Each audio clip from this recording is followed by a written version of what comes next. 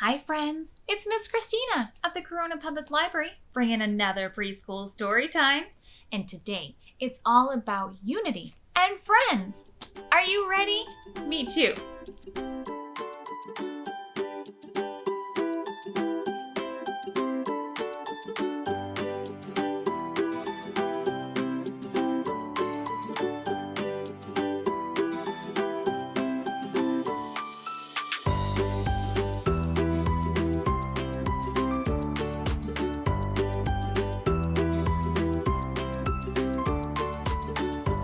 Okay, it's time for a story. And now we're going to read Rabbit's Wish by Paul Stewart. Look at the sky, Hedgehog, said Rabbit. It's so beautiful and red. I like it better when it's twinkly and black, said Hedgehog.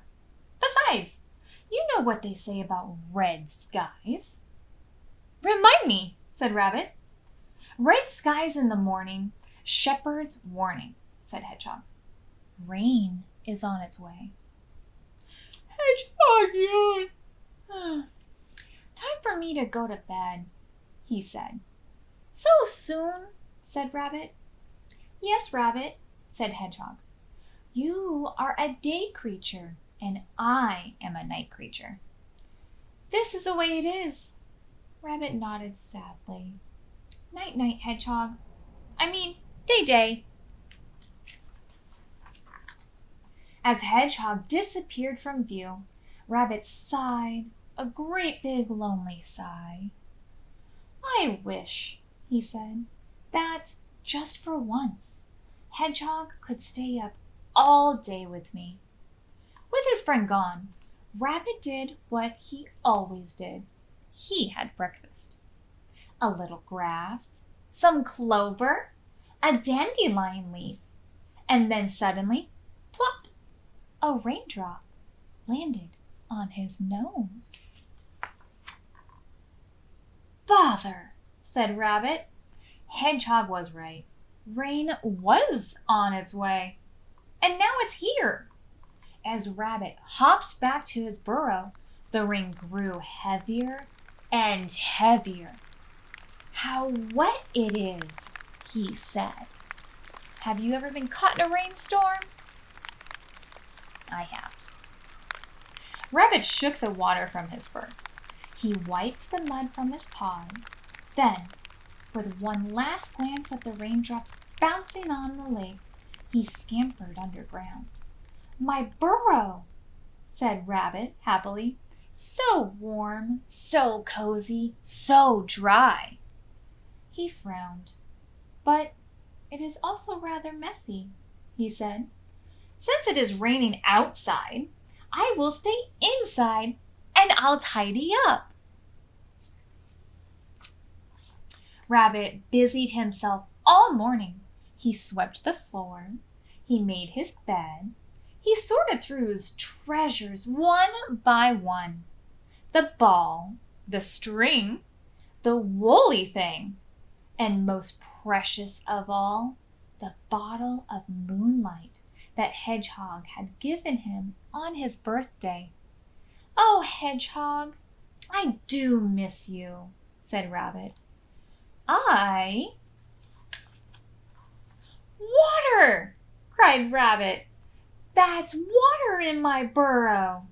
The water was trickling down the tunnel and seeping up through the floor. It quickly soaked Rabbit's bed of straw and set his treasures bubbling. With the bottle of moonlight in one arm, and the ball, the string, and the woolly thing in the other, Rabbit hurried from his burrow. What do you think he's going to do? Rabbit couldn't believe his eyes. The rain was heavier than ever. And the lake, it was higher than he had ever seen it before.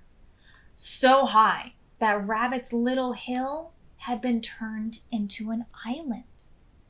Far away on the other side, the tops of Hedgehog's bramble patch poked up above the swirling, muddy water.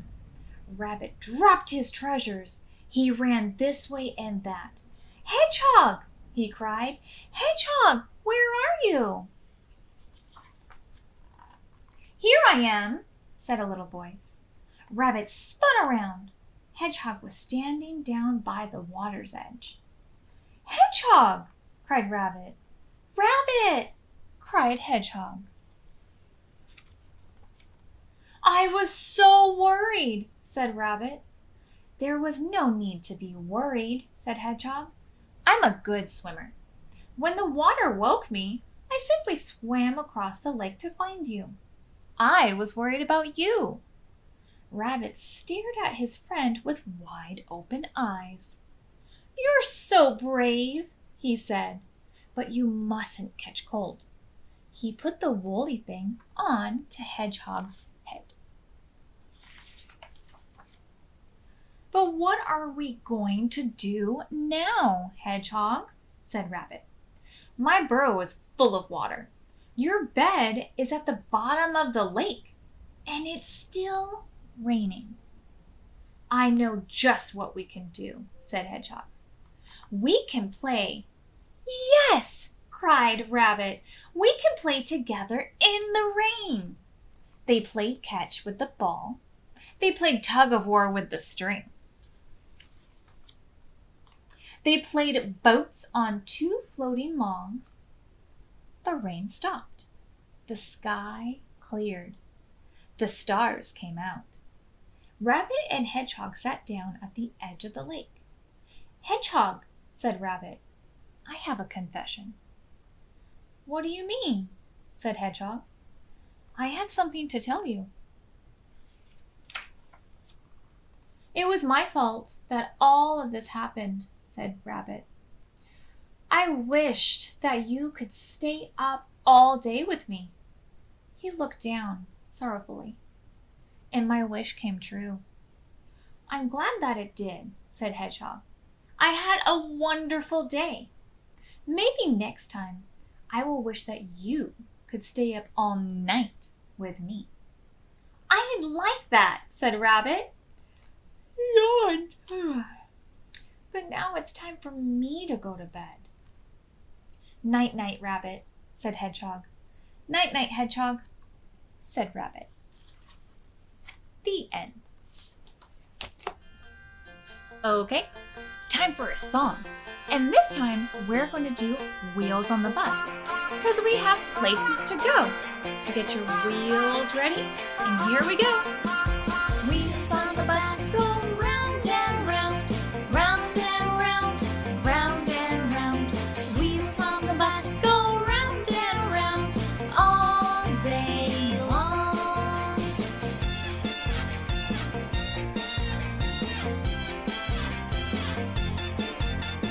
Horn on the bus goes beep, beep, beep, beep, beep, beep, beep, beep, beep. Horn on the bus goes beep, beep, beep, all day long.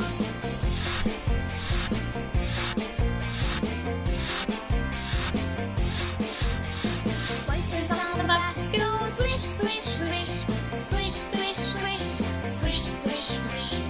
Wipers on the bus go swish, swish, swish, all day long.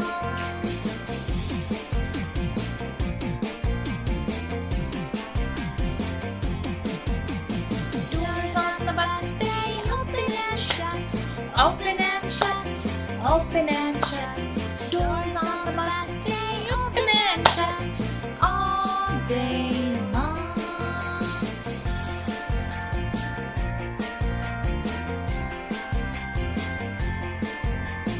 Bell on the bus goes ding, ding, ding, ding, ding, ding, ding, ding, ding. Bell on the bus goes ding, ding, ding, all day long.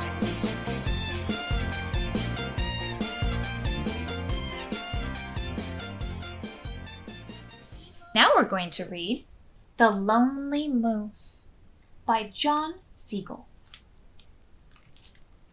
Deep in the woods, at the foot of a mountain, lived a moose. He had no family, few friends, and rarely entertained visitors. He spent his days alone in the center of the lake, like an island unto himself.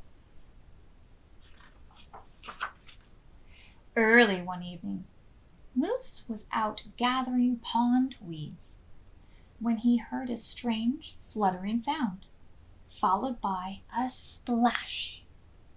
In front of him was a small bird, clinging to a lily pad. Moose hesitated for a moment, then tilted his head and offered an antler. Bird climbed on. That was really nice of Moose, huh? Moose waded ashore and gently shook his antlers. "Hey, thanks for the ride," said Bird.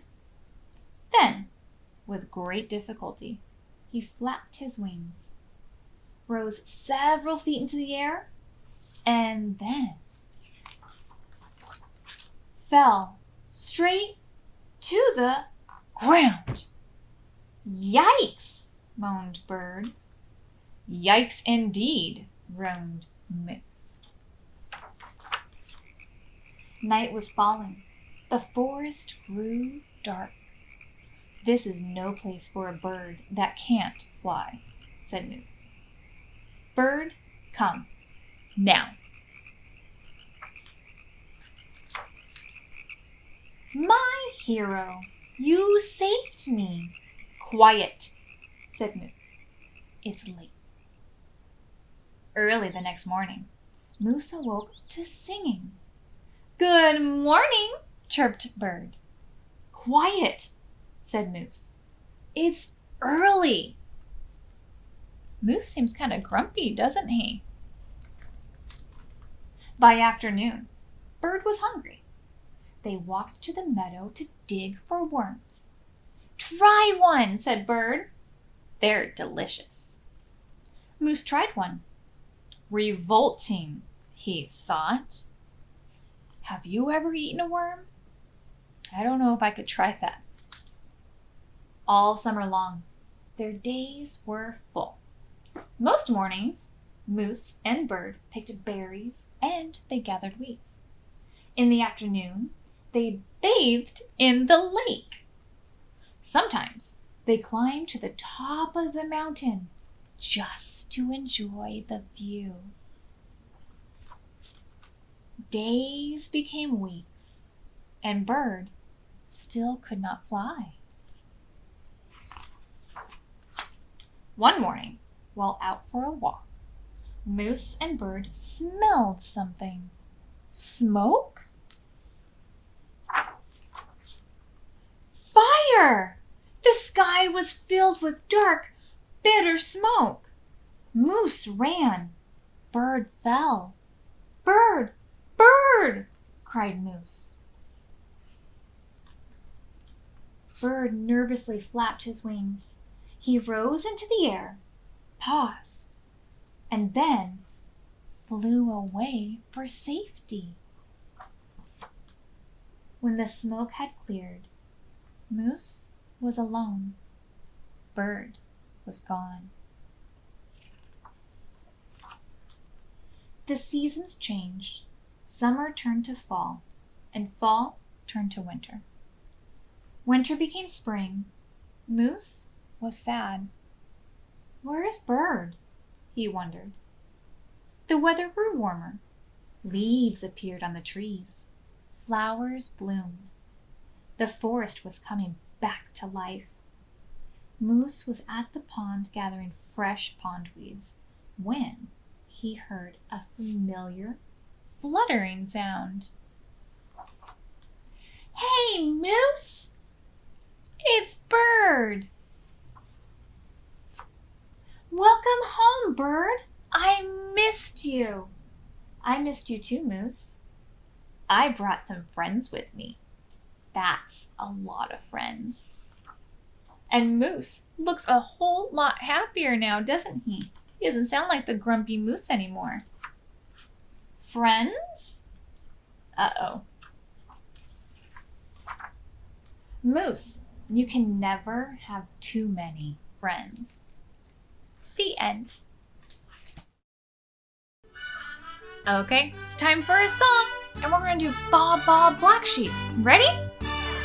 Baa Baa Black Sheep, have you any wool? Yes sir, 3 bags full.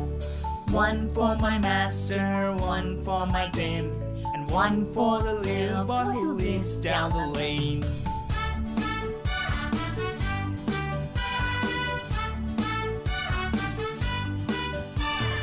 Baa Baa Black Sheep, have you any wool? Yes sir, 3 bags full. 1 for my master, 1 for my dame, and 1 for the little boy who lives down the lane.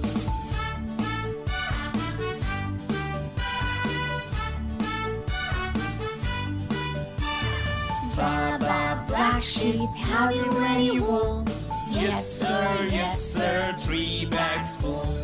1 for my master, 1 for my dame, and 1 for the little boy who lives down the lane.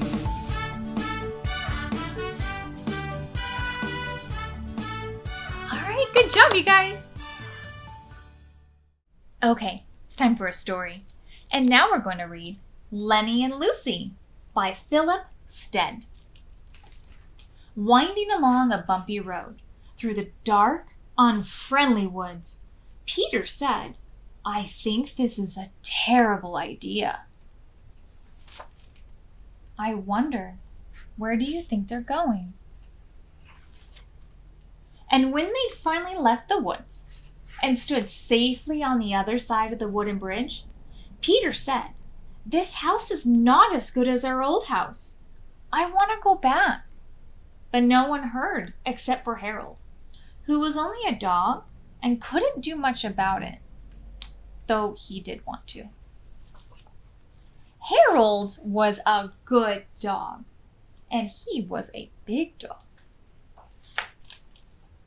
At night, Peter and Harold looked from the upstairs window, past the wooden bridge, out to the dark woods.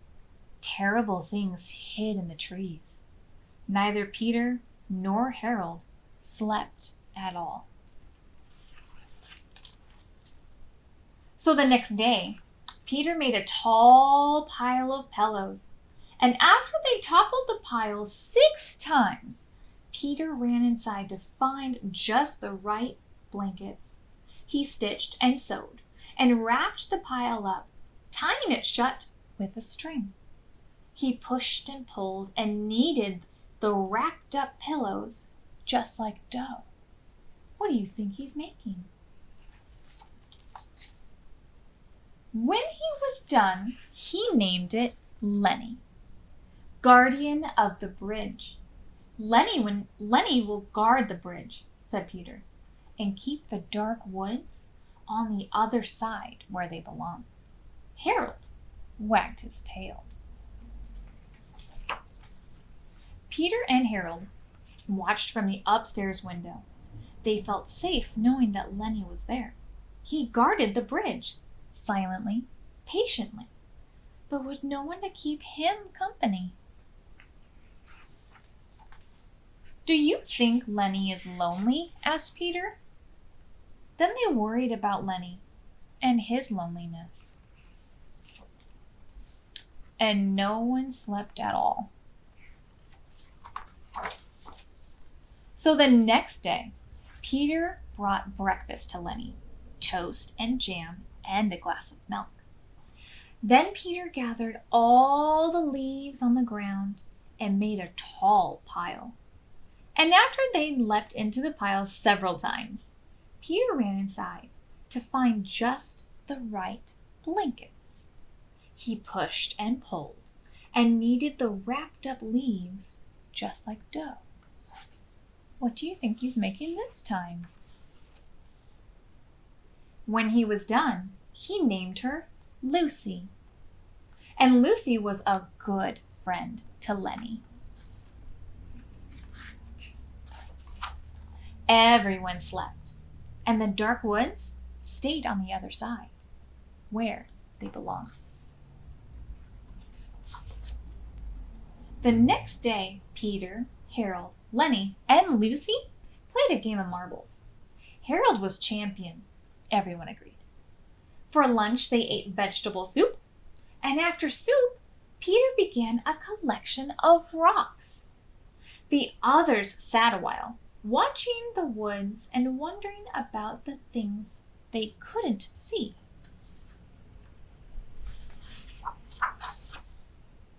"Have you ever seen an owl?" asked Millie. Millie lived next door. She had binoculars that everyone could share, and a bag of marshmallows. "No," said Peter. "I have never seen an owl."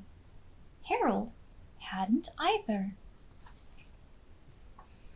It looks like he's made a new friend. So Peter, Harold, Lenny, Lucy, and Millie sat together, watching out for interesting things. Harold chased a squirrel or two. And all the while, even after the lights were out, the dark woods stayed on the other side of the bridge, where they belonged. The end. And now it's time for a craft. Today, we're going to be making paper plate donut friends in celebration of Unity Day, created by Glue to My Crafts blog. Now, some of the supplies we're going to need are at least 2 paper plates, scissors, glue, a stapler or tape, something to color in your donuts, and another color for your frosting, a black marker or crayon, brown pipe cleaners, and googly eyes and glitter if you have them. So our first step is going to be cutting out a hole in your donuts.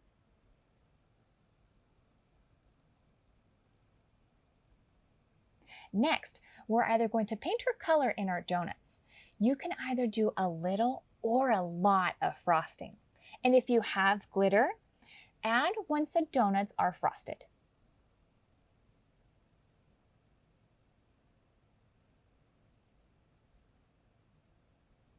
Next, we're going to take 2 pipe cleaners per donut, and we're going to cut them in half. 2 halves for arms and 2 halves for legs. We can tape or staple the legs and arms onto our donut friends.